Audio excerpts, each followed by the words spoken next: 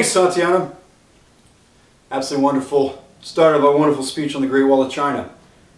The Great Wall of China, by far, this icon has become one of mankind's most extensive construction around the world. It continues to attract tourists every day from around the world. With its rich historical and cultural background, the Great Wall of China has become one of the leading vacation destinations in the world. Don't want to steal Aaron's thunder. But then again, you may be curious of why the Great Wall of China was built and the reasons why it was picked in different areas where it was built. Dating back to some 2,000 some years ago, the Great Wall of China was built as a key defensive mechanism for different empires to keep back invasions of other nations that want to invade. Originally built out of stones, wood, grass, earth, the construction of the Great Wall of China began in the early 17th century BC when the earliest regional kingdoms were built solely for their defense military needs. Different watchtowers across the wall were used as spotting techniques, communication techniques, and their own defense military needs. Different watchtowers used warning systems during this period to use fire, smoke, light signals to declare nighttime and daytime enemy progression, different other things to identify so they can communicate amongst the people. This is very reliable communication at this time and was used very immensely amongst the towers along the Great Wall of China.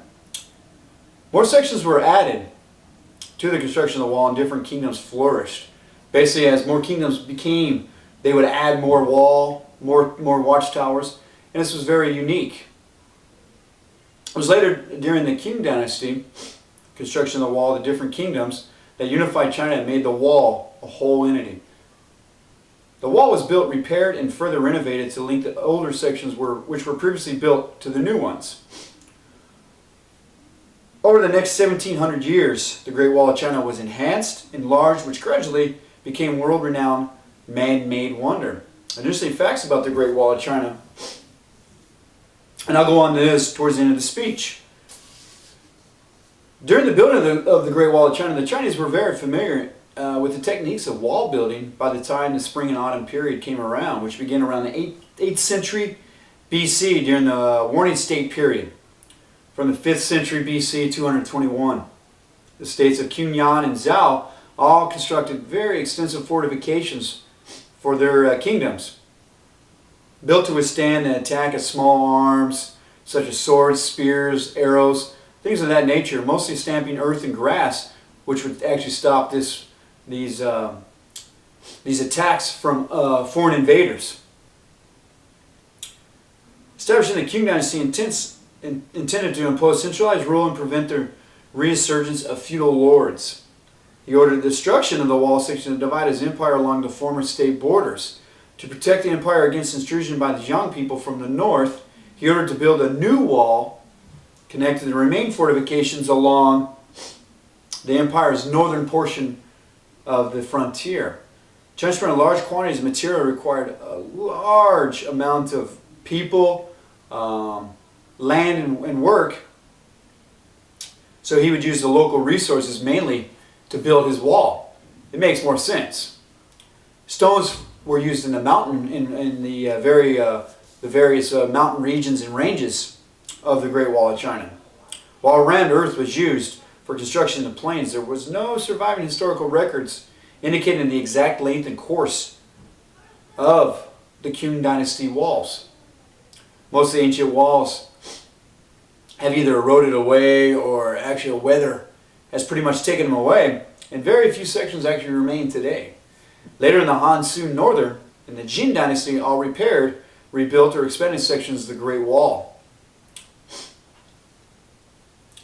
It cost them a lot to defend themselves against the northern invaders. It is estimated that over 1 million workers died during building of this wall during this time. The Great Wall concept was revived again during the Ming dynasty, following the Ming army's defeat of the Orientals in the Battle of Tumu in 1449. The Ming had failed to gain a clever upper hand over the Manchurians, the Mongolians, tribes for after successive battles. And the long-drawn conflict was taking a toll on the empire. The Ming adopted a new strategy to keep the nomadic tribes out by constructing a wall along the northern border of China, acknowledging the Mongol control established in the Ordaz Desert. The wall followed the desert's southern edge, instead incorporating the bend of the hewn hay. Unlike the earlier Korean fortifications, the Ming construction was strong and much more elaborate. They used bricks instead of rammed earth, which made the wall much stronger. The Mongol raid continued periodically over the years. The Ming devoted considerable resources to repair and reinforce the walls. Sections near the Ming capital of Beijing were especially strong. During the 1400s and 1460s, the Ming also built a so-called Liangda Wall, similar to the functions of the Great Wall of China. But more basic in construction of the Liangda Wall enclosed the agricultural heartland of the Yangdong province, protecting against potential incursions of the Young Mongol or Yanghan from the northeast of the Xinjiang Chun from the north. While stones and tiles were used in some parts of the wall, most of it was fairly earth dikes, which moats and other both sides, which kind of very familiar to the very beginning of the Great Wall, using ram earth, stones, sticks, things like that. Towards the end of the Ming Dynasty, the Great Wall helped defend the empire against the Manchus invasion that began around the 1600s. Under the military command of Yang Shanghuan, the Ming army held off the Manchurians at a heavily fortified pass, preventing the Manchurians from entering Chinese heartland. The Manchurians finally able to cross the wall around the 1644, when the gates of the Shangyur were opened by the Ming border general who disliked the activities of the Shun dynasty. The Manchurians quickly seized Beijing. In 2009, an additional 290 kilometers, 180 miles, of previously undetected portion of the wall built during the Ming Dynasty were discovered. The newly discovered sections range from the Hushan Mountains to the northern province and the western province. The section has submerged over time by sandstorms, weather, and moved across the arid nations. Under the Qing rule, Chinese border extended beyond the wall, and Mongolia was annexed into the empire, so construction and repair of the Great Wall were discontinued. Some of the great places of the Great Wall are the North Pass, the Western Pass, and these are great places to go see and travel and see. The Great Wall of China is more than just a man-made wonder. It's also a great place to see, discover, and learn new things about a culture that is much older than our culture as Americans, and even as the English Americans could know. Well, that is the portion of my speech, and Aaron will follow me. Thank you.